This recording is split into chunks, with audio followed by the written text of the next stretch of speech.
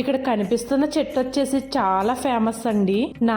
ఇలా స్వామివారిని తలుచుకున్నామో లేదో దర్శనం అయితే ఇచ్చేశారు. పడగల గొడుగున పొడమిని పొదిగిన స్వామి కలేరా, పడగలు పరిచిన తనువున హరిగల తండ్రి దిగిరా. మన ట్రిప్ అనేది మళ్ళీ కంటిన్యూ అవుతుంది. ఇప్పుడప్పుడే అయ్యే ట్రిప్ కాదండి బాబు. ఇంకొక చిన్నప్పుడు మా అమ్మ వాళ్ళు ఏదైనా ఊరు తీసుకెళ్తారు కదండి, అప్పుడు బస్ స్టాప్ లో రూపాయి ఇచ్చేవారు ఏదైనా పాప్కార్న్ అనేది కొనుక్కోవడానికి. మేమేమో వెయిట్ చూసుకుంటామని చెప్పేసి ఈ వెయిట్ మిషన్ ఎక్కేసేవాళ్ళం అన్నమాట.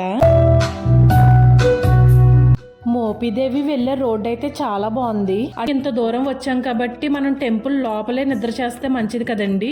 అసలు స్వామివారు చూడండి ఎంత బాగున్నారో చూడడానికి.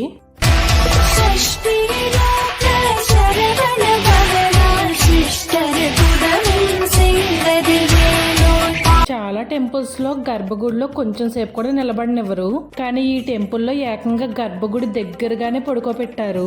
నిజానికి ఎంతో అదృష్టం చేసుకుంటే గానీ స్వామివారికి దగ్గరలో పడుకోలేం మనం.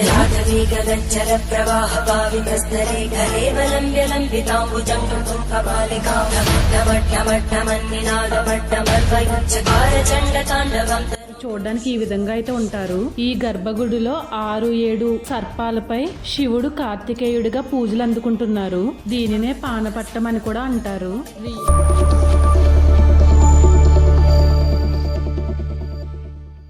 హాయ్ అండి అందరికి, welcome back to our channel. మీరందరూ ఎలా ఉన్నారు? మేమైతే సూపర్ గా ఉన్నాము. మన ట్రిప్ అనేది మళ్ళీ కంటిన్యూ అవుతుంది. ఇప్పుడప్పుడే అయ్యే ట్రిప్ కాదండి బాబు. ఇంకొక 10 రోజుల ట్రిప్ అయితే ఉంది. ఇంక 1 డే రావులపాలెంలో స్టే చేసాం కదండి. ఇప్పుడు మనం బస్ స్టాప్ కి అయితే వెళ్తున్నాము. ఇది వచ్చేసి రావులపాలెం బస్ స్టాప్ అండి.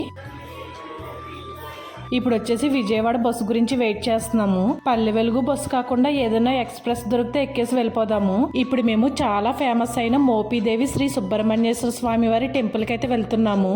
విజయవాడ గుంటూరు దగ్గరలో ఉంటుందన్నమాట. ఇప్పుడు అక్కడికే వెళ్తున్నాము. ఇప్పుడు వచ్చేసి మనం విజయవాడ వెళ్ళే బస్సు ఎక్కాల్సి వస్తుంది అనమాట. విజయవాడ నుంచి హనుమాన్ జంక్షన్ మధ్యలో దిగేసిన తర్వాత నెక్స్ట్ ఎక్కడికి వెళ్తామో తెలీదు, నాకు రూట్ అంతగా ఐడియా లేదన్నమాట. కొంతమంది అయితే హనుమాన్ జంక్షన్ లో దిగేసి మోపిదేవి వెళ్ళడానికి చాలా ఈజీ అనేసి అంటున్నారు. ఇంకొంతమంది అయితే విజయవాడ వరకు వెళ్ళిపోయి విజయవాడ నుంచి 70 కిలోమీటర్స్ ఉంటుంది అని చెప్తున్నారు. ఇంకేం చేయాలో తెలియక విజయవాడ కంటే ముందు హనుమాన్ జంక్షన్ వస్తుంది కదండి, హనుమాన్ జంక్షన్ లో అయితే దిగేసాము. మాకు రావులపాలెం నుంచి హనుమాన్ జంక్షన్ వెళ్ళడానికి ఒక 4 గంటల టైం అయితే పట్టింది. ఇప్పుడు హనుమాన్ జంక్షన్లో దిగమాట. ఇక్కడ నుంచి గుడివాడ బస్సు ఎక్కాలంట. తర్వాత మరి ఎక్కడ దిగాలో తెలియదు, చూద్దాం. అప్పుడప్పుడు అనిపిస్తుంది తెలియని ఊర్లకి వెళ్ళినప్పుడు ఏదైనా క్యాబ్ కట్టించుకుని వెళ్ళిపోతే బాగుంటుంది అనేసి. కానీ క్యాబ్ అనేసరికి మళ్ళీ చాలా ఎక్కువ డబ్బులు ఖర్చు అయిపోతాయి కదండి. అందుకని మన బడ్జెట్ లో ఇలా సింపుల్ గా ట్రావెల్ చేసేద్దామని చెప్పేసి పల్లె వెలుగు బస్సెస్, ఏదైనా ఎక్స్ప్రెస్ బస్సెస్ అయితే కొంచెం కలిసి వస్తుంది కదా, అందుకని చెప్పేసి ఇలా చూస్ చేసుకున్నాము. బాబోయ్, ట్రావెలింగ్ మాత్రం చాలా కష్టంగా అనిపిస్తుంది. చిన్నప్పుడు మా అమ్మ వాళ్ళు ఏదైనా ఊరు తీసుకెళ్తారు కదండి, అప్పుడు బస్ స్టాప్ లో రూపాయి ఇచ్చేవారు ఏదైనా పాప్కార్న్ అనేది కొనుక్కోవడానికి. మేమేమో వెయిట్ చూసుకుంటామని చెప్పేసి ఈ వెయిట్ మిషన్ ఎక్కేసేవాళ్ళం అన్నమాట. ఇప్పుడు ఇవి అస్సలు వాడకుండా పక్కనైతే పాడేశారు. కానీ భలే అనిపిస్తుంది కదా, అలాంటివన్నీ చూసినప్పుడు చిన్ననాటి జ్ఞాపకాలన్నీ గుర్తొచ్చేస్తూ ఉంటాయి. గుడివాడ బస్ స్టాప్లో దిగాం కదండి. ఇక్కడ నుంచి అవనిగడ్డ వెళ్ళే బస్సు ఎక్కాలంట.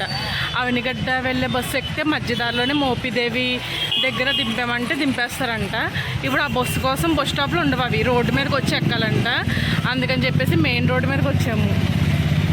అవనిగడ్డ వెళ్లే బస్సు గురించి అయితే వెయిట్ చేస్తున్నాము. చూడాలండి ఎంతసేపటికి వస్తుందో. ఇప్పుడు మనం మోపిదేవి దర్శనం అయిపోయిన తర్వాత తిరిగి ఇంటికైతే వెళ్ళట్లేదు.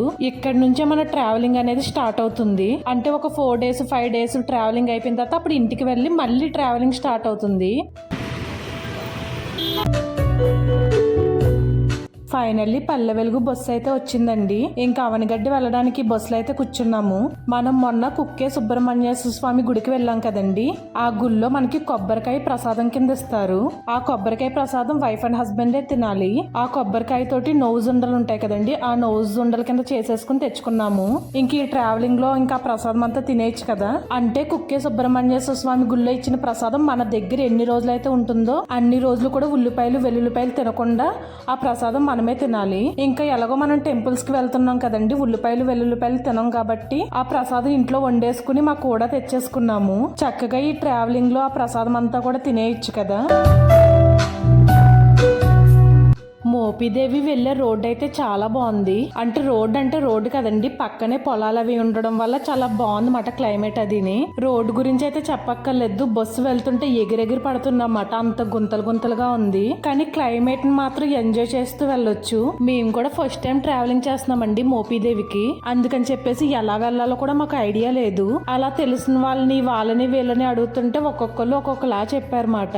కానీ నిజానికి విజయవాడ వెళ్ళిపోయి విజయవాడ నుంచి మోపిదేవి వెళ్ళడమే ఈజీ అంట. విజయవాడ టు మోపిదేవి 70 కిలోమీటర్స్ ఉంటుంది. అవనిగడ్డ టు మోపిదేవి వెళ్ళడానికి మనకి 1.5 అవర్ అయితే పడుతుంది. మేము రావులపాలెం నుంచి మోపిదేవి రావడానికి మాకు 6 గంటల టైం అయితే పట్టింది. ఫైనల్లీ మోపిదేవి శ్రీ సుబ్రహ్మణ్యేశ్వర స్వామి టెంపుల్ కి అయితే రీచ్ అయిపోయాము.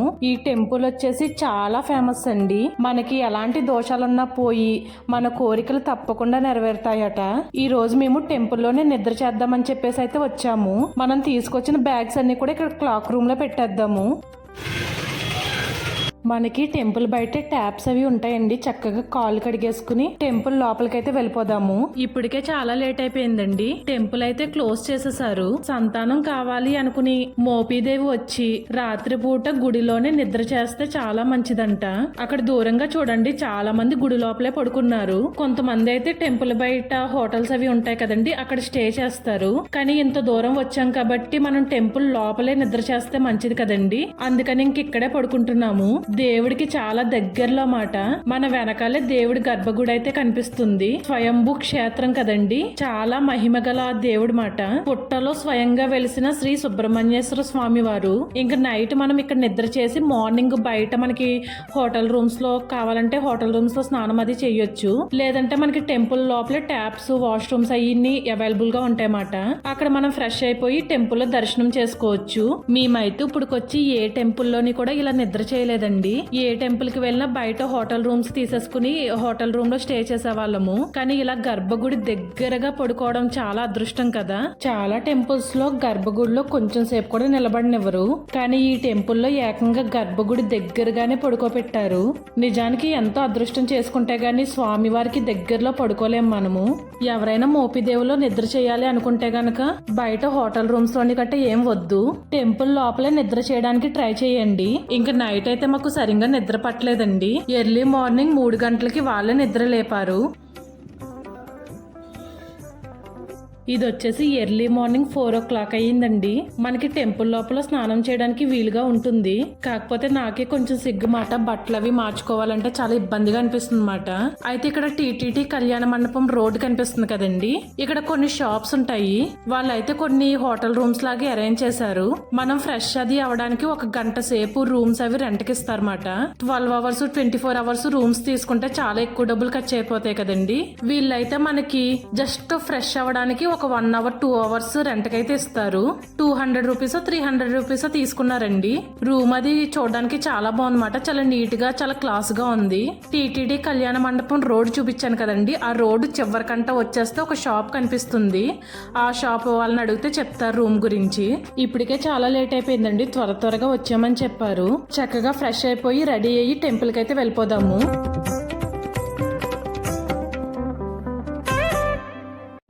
మేమైతే చక్కగా రెడీ అయిపోయామండి, ఇంకా ఫ్రెష్ అయిపోయాము. ఇప్పుడైతే టెంపుల్ దర్శనానికి వెళ్ళాలి. టైం వచ్చేసి తెల్లవారుజామున 4 అవుతుందన్నమాట. కుదిరితే వీడియో తీస్తాను, ఏంటంటే మళ్ళీ కొమ్మిని వీడియోస్ అలౌడ్ చేయడు కదా తీయడానికి. సో ముందైతే మనం వచ్చిన కాన్సెప్ట్ చక్కగా దండం పెట్టుకోవడం అన్నమాట. అభిషేకం చేయించుకుందామా లేదంటే దర్శనం చేసుకుందామా అక్కడికి వెళ్ళి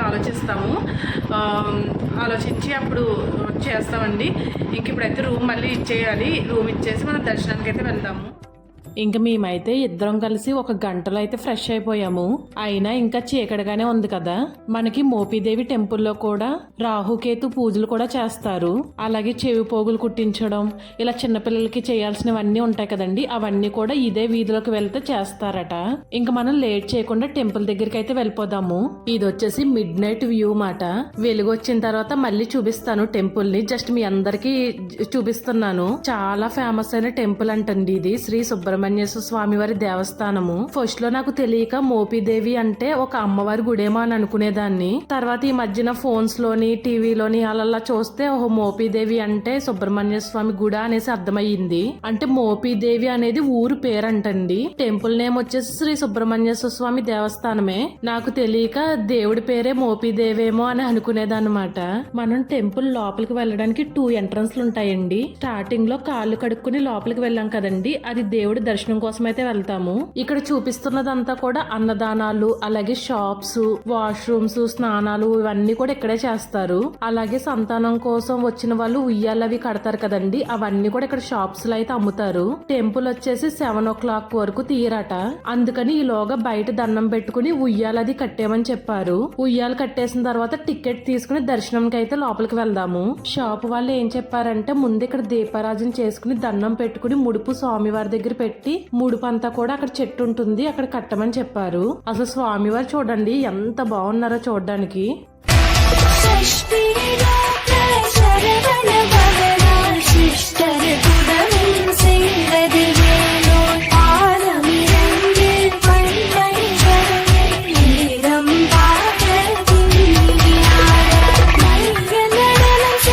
ఇంకా ముడుపు ఉయ్యాల కట్టడం కోసం ఇక్కడ షాపులో అన్ని అయితే తీసుకున్నాము. వెండితో చేసిన నాగపడగలు, అలాగే ఉయ్యాల, కొన్ని పువ్వులు, పాలు ఇవన్నీ షాపులో అయితే తీసుకున్నాము. ఇక్కడ కనిపిస్తున్న చెట్టు వచ్చేసి చాలా ఫేమస్ అండి. నాగమల్లి చెట్టు అంటారు కదండి, అదే ఇది. దీనికి పూసే పువ్వులు కూడా లోపల ఒక చిన్న శివలింగం కింద ఉండి పైన ఒక పడగలా ఉంటుంది మాట పువ్వు. పరమేశ్వరుడికి ఎంతో ఇష్టమైన ట్రీ అని చెప్పేసి అంటారు కదా, ఆ నాగమల్లి చెట్లు కూడా చాలా అరుదుగా చూస్తాము. మన ఇళ్ళ దగ్గర కట్ట పెంచుకోవడానికి కూడా ఉండదండి ఇలాంటి చెట్లు అవిని. ఈ నాగమల్లి చెట్లు ఎక్కడైతే ఉంటుందో అక్కడ ఖచ్చితంగా పాము ఉంటుందని చెప్పేసి అంటారన్నమాట. అలా మేమిద్దరం ఈ చెట్టు చుట్టూ ఒక 5 ప్రదక్షిణలు చేసుకుని షాప్ లో కొనుక్కున్న ఉయ్యాలని ఇక్కడైతే కట్టేశాము. అలాగే వెండి పడగలు కొన్నాం కదండి, అవి ఈ చెట్టు వెనక్కే వెళ్లి దిష్టి తీసుకుని ఆ వెనకాల ఒక హుండీ ఉంటుందన్నమాట, ఆ హుండీలో వేసేసి దండం పెట్టుకుంటాము. అసలు ఈ చెట్టు దగ్గర నుంచుంటే ఎంత మంచి స్మెల్ వచ్చేస్తుందో. నాగమల్లి చెట్టు విశిష్టత గురించి అక్కడ కనిపిస్తున్న బోర్డు మీద అయితే క్లియర్ గా రాశారు. నాగమల్లి చెట్టు ఎక్కడైతే ఉంటుందో అక్కడ పాములు ఖచ్చితంగా ఉంటాయట. పాములు ఎక్కడైతే ఉంటాయో అక్కడ సుబ్రహ్మణ్యేశ్వర స్వామి కొలువై ఉంటారు. అందుకే ఈ టెంపుల్ అంత ఫేమస్.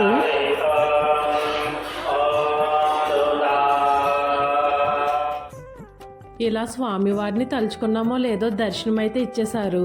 సడన్ గా చూస్తే అయ్య బాబో ఇంక మామూలుగా ఉండదు. పడగల గొడుగున పుడమిని పొదిగిన స్వామి కలేరా,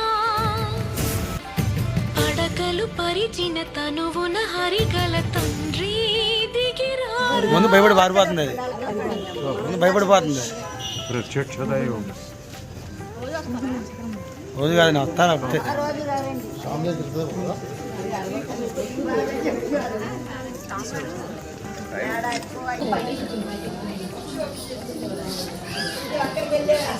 ఇంక లోపల దీపారాజన చేసుకుని నాగవల్లి చెట్టుకి ఉయ్యాలది కట్టేశామండి. ఈ లోపల వెలుగైతే వచ్చేసింది. ఇంక మేమైతే అభిషేకం టికెట్ అయితే తీసుకున్నాము. రాహుకేతు పూజలు కూడా చేస్తారట. కాకపోతే ఇప్పుడు మనం శ్రీకాళహస్తి కూడా వెళ్తున్నాము. ఇంకా రాహుకేతు పూజలు మనం శ్రీకాళహస్తిలో అయితే చేయించుకుందాము. ఇంక మనం లేట్ చేయకుండా టెంపుల్ లోపలికైతే వెళ్ళిపోదాము.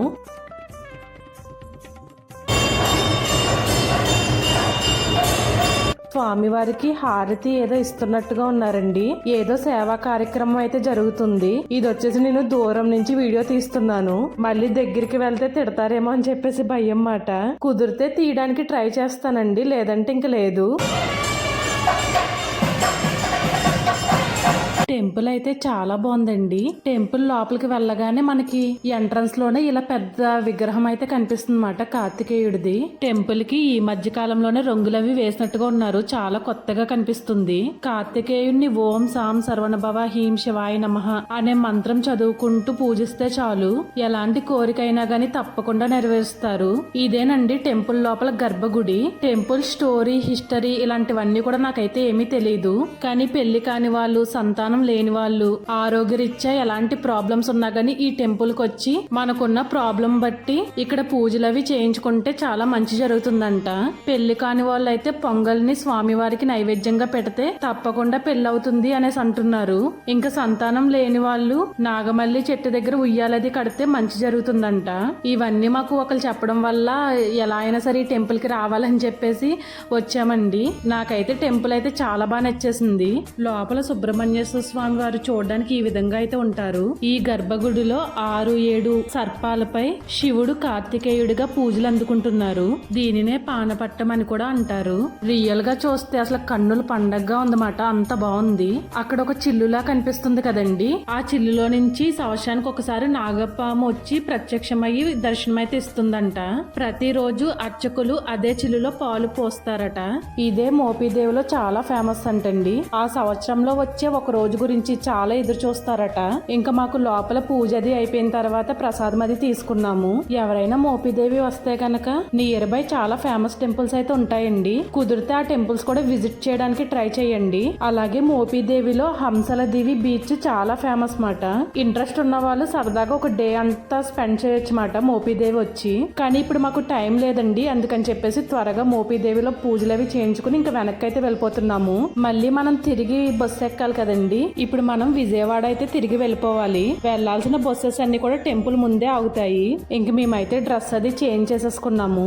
ఇంకెక్కువ వీడియో తీసే టైం కూడా లేదండి, ఎందుకంటే విజయవాడ నుంచి 10ంటికి మనకి ట్రైన్ ఉంది. ఇప్పుడు విజయవాడ వెళ్ళిపోవాలన్నమాట. 10ంటికి విజయవాడ నుంచి మనకి తిరుపతి వెళ్ళాలి. కరెక్ట్గా ట్రైన్కి అందుబాటులో లేమనుకో మళ్ళీ తిరుపతి ప్రోగ్రామ్ మిస్ అయిపోతాం అన్నమాట. అందుకని చెప్పేసి ఇప్పుడు హడావుడిగా వెళ్ళిపోవాల్సి వస్తుంది. ఇంక వీడియో కూడా సరిగ్గా తీయలేదు. యాక్చువల్లీ ఏంటంటే ఇప్పుడు వచ్చిందంతా కూడా మనం రాంగ్ రూట్లో వచ్చామండి. డైరెక్ట్ రావులపాలెం నుంచి విజయవాడ వెళ్ళిపోతే అక్కడి నుంచి కలకట్ట వెళ్ళే బస్సులు ఉంటాయంట. అది హైవే నుంచి వెళ్తుందంట. కరెక్ట్గా మోపిదేవి గుడి దగ్గర ఆపుతారు. అది 3 గంటలన్నర ప్రయాణం ఉంటుంది. ఇదేమో ఊరంతా తిరుక్కుని లోపల నుంచి ఎక్కడెక్కడికో తిరుక్కుని వచ్చిందన్నమాట. అందుకని చెప్పేసి మనకి ఇంత లేట్ అయిపోయింది. ఒకవేళ ఎవరైనా వస్తే కనుక చెప్తున్నాను, ఒకవేళ మీరు రావులపాలెం నుంచి వస్తే కనుక రావులపాలెం టు విజయవాడ వెళ్ళిపోండి. విజయవాడ వెళ్ళిపోయిన తర్వాత అక్కడ కలకట్ట బస్సెస్ ఉంటాయన్నమాట. కలకట్ట వెళ్ళే బస్సు మీద పేరు కూడా అదే రాసి ఉంటుందంట. అది చూసుకుని ఎక్కాలని చెప్పేసి బస్సులో చాలామంది అన్నారన్నమాట. ఇంకేం చేస్తాము, ఒక్కొక్కసారి తప్పదు. ఇంకెలా అయితే అడిగింది. కానీ దర్శనం అయితే చాలా బాగా జరిగిందండి. మనకి ప్రసాదం కౌంటర్ కూడా బయటే ఉంటుంది. మనకి నచ్చిన పులిహోర ప్రసాదం అయితే ఇక్కడ అమ్ముతున్నారు. ఇంకా భోజనం కూడా చేయలేదు మాట పొద్దున్నుంచి. ఇప్పుడు పులిహోర తోటి మన కడుపు నింపేసుకోవడమే. విజయవాడ వెళ్ళే బస్సు ఎక్కడానికి ఇలా రోడ్డు మీదకి వచ్చి నుంచున్నాము. మాకు మార్నింగ్ పూజ అయిపోయిన తర్వాత ఇక్కడ మోపిదేవిలో మాకు తెలిసిన వాళ్ళు ఉన్నారండి, వాళ్ళ ఇంటికి వెళ్ళామన్నమాట. అందుకే ఇలా చీకటి పడిపోయింది. మార్నింగ్ వచ్చినప్పుడు ఎంత ఫ్రెష్ గా ఉన్నాము. ఇప్పుడు ఇంటికి వెళ్తున్నప్పుడు చూడండి మాడి మసైపోయాము. కూల్ డ్రింక్స్ కి అయితే బాగా ఎడిక్ట్ అయిపోయామన్నమాట.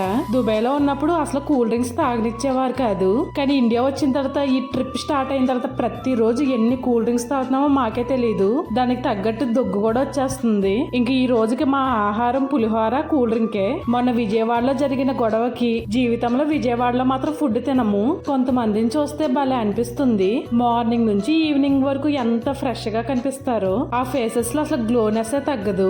నేను మా హస్బెండ్ బయటకు వచ్చామనుకో ఎలా పడితే అలా తయారైపోతాం అన్నమాట.